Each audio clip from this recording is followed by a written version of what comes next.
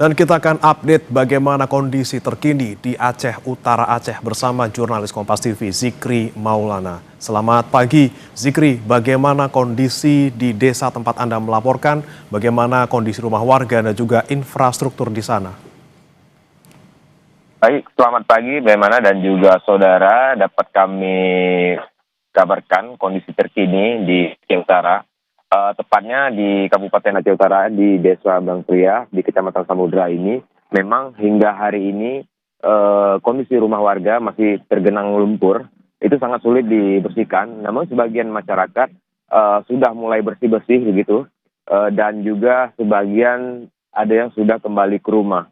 Namun masih banyak dari warga di desa ini, ada sekitar 1.000 lebih jiwa, namun setengahnya masih berada di lokasi pengungsian.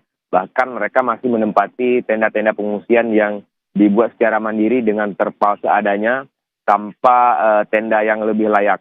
Untuk diketahui memang untuk infrastruktur di Aceh Utara sendiri ada ratusan infrastruktur ataupun fasilitas umum yang rusak, yaitu ada sekolah, puskesmas dan juga perkantoran itu masih lumpuh total begitu sebagian. Namun untuk di kondisi sendiri di pedalaman Aceh Utara, terutama di Kecamatan Langkahan ataupun Kecamatan Sawang itu kondisi masyarakat sangat memprihatinkan, terutama bagi mereka yang tidak memiliki lagi tempat tinggal, dikarenakan ada beberapa desa itu di Kecamatan Langkahan, rumah mereka itu tersapu bersih oleh banjir bandang, dikarenakan perkampungan mereka berada di kawasan bantaran sungai Langkahan dan juga di Kecamatan Sawang begitu. Nah, ini yang menjadi dilema hingga saat ini. Mereka belum memiliki fasilitas yang layak seperti tenda yang lebih baik, juga selimut dan obat-obatan lainnya. Mereka juga tidak memiliki tempat tinggal. Nah, ini jadi dilema bagi masyarakat, kemana mereka akan tinggal. Nah, sebagian masyarakat mungkin bisa tinggal di rumah-rumah sanak saudaranya mungkin. Nah, bagi yang tidak punya sanak saudara yang dekat dengan daerah situ, kemungkinan mereka akan tinggal di mana. Ini yang masih menjadi pertanyaan kami, dan pemerintah pun belum ada komentar apapun terkait bagaimana cara menanggulanginya pada masyarakat-masyarakat yang tidak memiliki rumah. Begitu, bagaimana? Sudahkah ada bantuan ataupun upaya pembersihan di sana yang dilakukan oleh pemerintah setempat? Ya, untuk pembersihan sendiri memang terkait perumahan warga itu belum ada.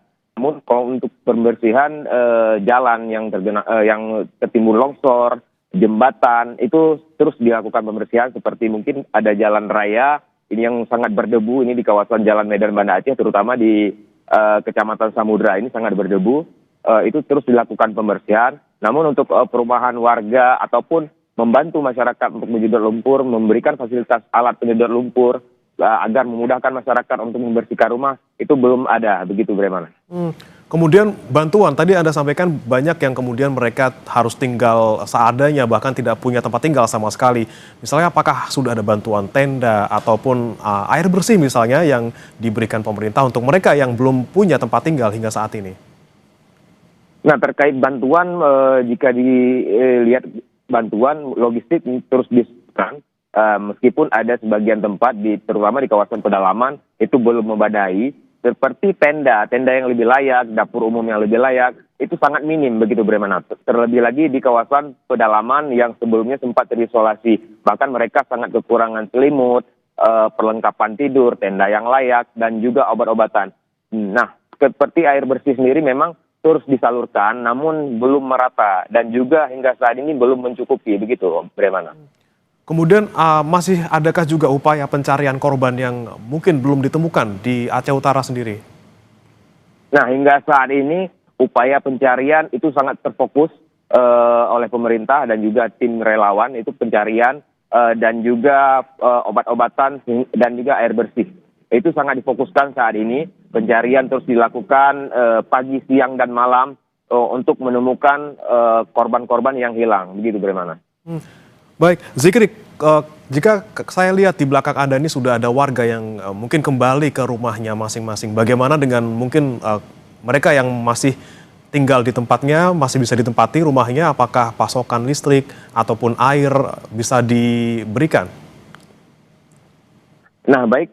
untuk bagi masyarakat yang telah kembali ke rumah, memang untuk listrik terutama di Kecamatan Samudra ini, di jalan kawasan lintas Banda Aceh Medan ini pasokan listrik mulai berangsur normal. Namun di Aceh Utara belum semua titik normal aliran listrik, terutama di kawasan-kawasan pedalaman begitu. Untuk yang bagi masyarakat yang telah kembali ke rumah, memang untuk saat ini yang kesulitan itu air bersih, dikarenakan mereka tidak bisa menggunakan air sumur yang sangat bau dan tidak layak pakai begitu, bagaimana? Baik, ada yang sudah kembali ke rumah tapi masih kesulitan air bersih. Kemudian bagaimana dengan kondisi kesehatan mereka secara umum? Apakah bisa mengakses layanan kesehatan di Aceh Utara? Ya, untuk terutama di desa tempat saya melaporkan saat ini, untuk masyarakat di sini untuk mengakses layanan kesehatan itu bisa, terutama di Puskesmas Kecamatan Samudra. Ini tidak jauh dari lokasi tempat saya melaporkan saat ini. Di situ Paskes sudah berjalan dengan normal. Jika masyarakat pun tidak ingin berobat di Paskes terdekat, masyarakat juga bisa mengakses fasilitas kesehatan di Rumah Sakit Umum Cut Mutia.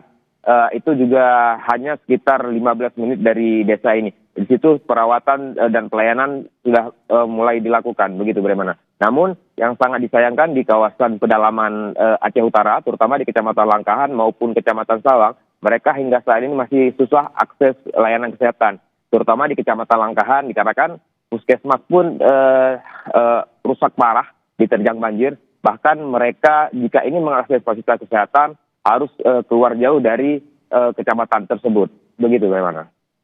Tapi sebenarnya kalau di Aceh Utara sendiri total ada berapa posko pengungsian yang besar yang bisa ditempati oleh warga, Zikri? Ya baik, bagaimana dan juga saudara, jika kita lihat posko pengungsian maupun posko kesehatan, ini ada beberapa titik, namun terpusat itu di pusat kabupaten, di Lok Sukun. Nah, untuk posko kesehatan di masing-masing pengungsi ataupun masing-masing kecamatan ini belum ada begitu mana-mana, dan itu sangat hingga saat ini masih minim. Dan jika pun ada layanan kesehatan untuk mengunjungi para pengungsi, itu yang dilakukan oleh relawan secara sukarela, begitu bagaimana? Oke, untuk relawan sendiri ini biasanya mereka apakah punya jadwal yang tetap atau mereka hanya datang sesekali saja?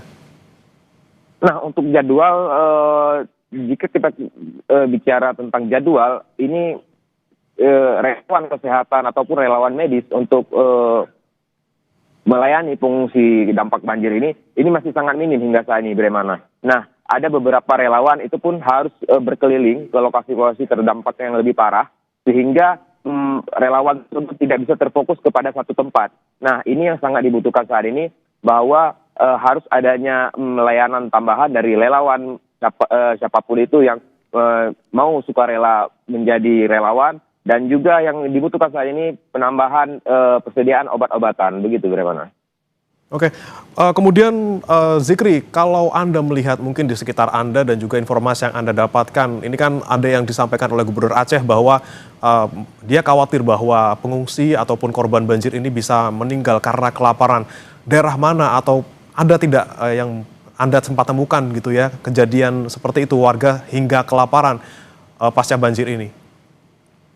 Ya baik, bagaimana untuk di Kabupaten Aceh Utara ini mungkin sebelumnya di 4 hari sebelumnya mungkin ada, itu dikarenakan di Kecamatan Langkahan masih sulit diakses dan bahkan jalan darat pun tidak bisa ditempuh.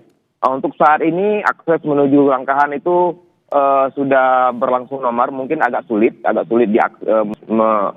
pihak-pihak tertentu yang ingin menembus ke kawasan dengan cara airdrop dengan helikopter, dikarenakan memang tidak ada akses darat sama sekali. Nah, kondisi di Aceh Utara hingga hari ini memang bantuan masih minim, namun untuk makanan sehari-hari, terutama logistik itu mencukupi begitu. Yang sangat dibutuhkan dan sangat kekurangan hingga saat ini yaitu air bersih dan juga obat-obatan, begitu bagaimana?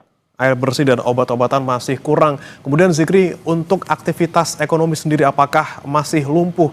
Di mana memang warga pasti butuh untuk beli kebutuhan pokok untuk sehari-hari untuk bagi mereka yang tidak mendapat bantuan. Bagaimana kalau dari pantauan Anda, Zikri?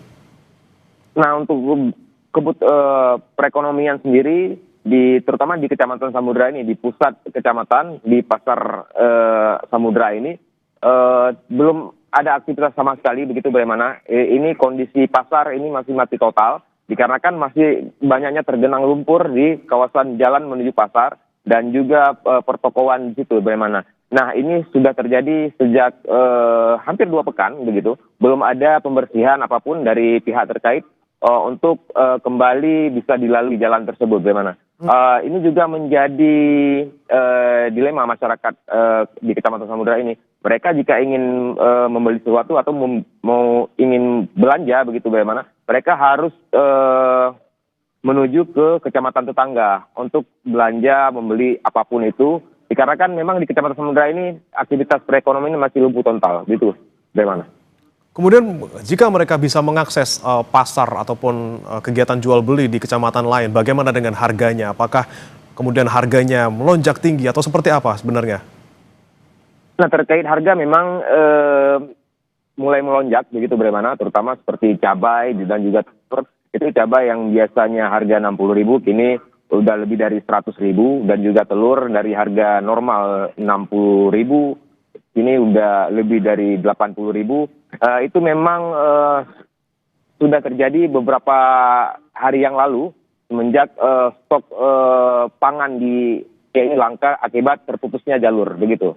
Baik, harga bahan pokok juga melonjak di sana. Terima kasih Zikri Maulana melaporkan langsung dari Aceh Utara Aceh. Selamat bertugas kembali.